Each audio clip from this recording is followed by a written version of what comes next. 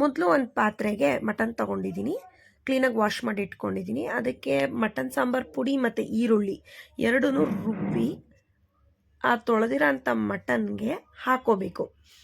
ಇಲ್ಲಿ ನಾನು ಕೂಗಿಸ್ಕೊತಾ ಇಲ್ಲ, ಡೈರೆಕ್ಟಾಗಿ ಮಾಡ್ತಿದ್ದೀನಿ. ಯಾಕಂದರೆ ಮಟನ್ ತುಂಬ ಎಳೆದಿದೆ, ಸೊ ಡೈರೆಕ್ಟಾಗಿ ಬೇಯಿಸಿದ್ರೇ ಬೇಯುತ್ತೆ.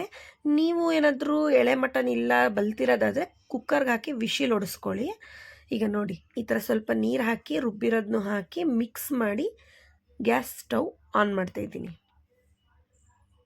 ನೋಡಿ, ಈ ಥರ ಕನ್ಸಿಸ್ಟೆನ್ಸಿ ಇದ್ದರೆ ಸಾಕು, ಇಷ್ಟಿದ್ರೆ ಸಾಕಾಗುತ್ತೆ. ಅಷ್ಟರಲ್ಲಿ ರುಬ್ಕೊಳ್ಳೋಣ. ರುಬ್ಬಕ್ಕೆ ಏನೇನು ಬೇಕಂದರೆ ಕಾಯಿ, ಉರ್ಗಡ್ಲೆ, ಶುಂಠಿ, ಬೆಳ್ಳುಳ್ಳಿ, ಚಕ್ಕೆ, ಲವಂಗ, ಕೊತ್ತಂಬರಿ ಸೊಪ್ಪು ಮತ್ತು ಪುದೀನ ಸ್ವಲ್ಪ, ಕೊತ್ತಂಬರಿ ಜಾಸ್ತಿ. ಎಲ್ಲನೂ ಮಿಕ್ಸಿ ಜಾರ್ಗೆ ಹಾಕ್ಕೊಂಡು ಕ್ಲೀನಾಗಿ ರುಬ್ಕೋಬೇಕು, ನುಣ್ಣಗೆ ರುಬ್ಕೋಬೇಕು.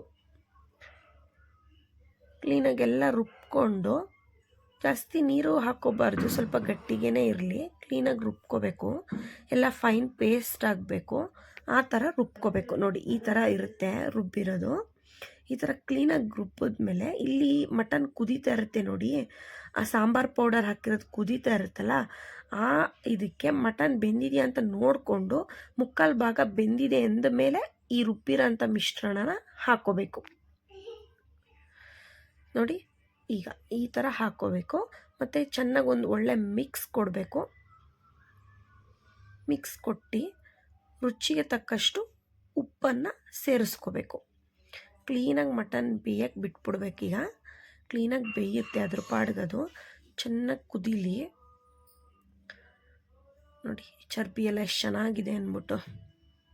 ನಮ್ಮ ಮಂಡ್ಯ ಶೈಲಿಯ ಮಟನ್ ಸಾಂಬಾರಿದು. ನೋಡಿ ಎಷ್ಟು ಚೆನ್ನಾಗಿದೆ. ನೋಡಿ, ಎಣ್ಣೆ ಎಲ್ಲ ಹೆಂಗೆ ಬಿಟ್ಕೊಂಡಿದೆ. ಇವಾಗ ಮಟನ್ ಬೆಂದಿದೆ ಅಂತ ತುಂಬ ತೆಳ್ಳಗೂ ಇಲ್ಲ, ತುಂಬ ಗಟ್ಟಿಗೂ ಇಲ್ಲ ಅನ್ನೋ ಥರ ಮಾಡ್ಕೊಂಡಿದ್ದೀನಿ ನಾನು. ನಿಮಗೆ ಗಟ್ಟಿಗೆ ಬೇಕಂದರೆ ಸ್ವಲ್ಪ ಗಟ್ಟಿಗೆ ಮಾಡ್ಕೋಬೋದು. ನಮಗೆ ಮುದ್ದೆಗೆಲ್ಲ ಬೇಕಲ್ಲ, ಸೊ ಹಂಗಾಗಿ ಸ್ವಲ್ಪ ಗಟ್ಟಿನೂ ಅಲ್ಲ ತೆಳ್ಳೇನೂ ಅಲ್ಲ ಅಂದ್ಬಿಟ್ಟು ಈ ಥರ ಮಾಡ್ಕೊಂಡಿದ್ದೀನಿ. ತುಂಬ ಚೆನ್ನಾಗಿರುತ್ತೆ.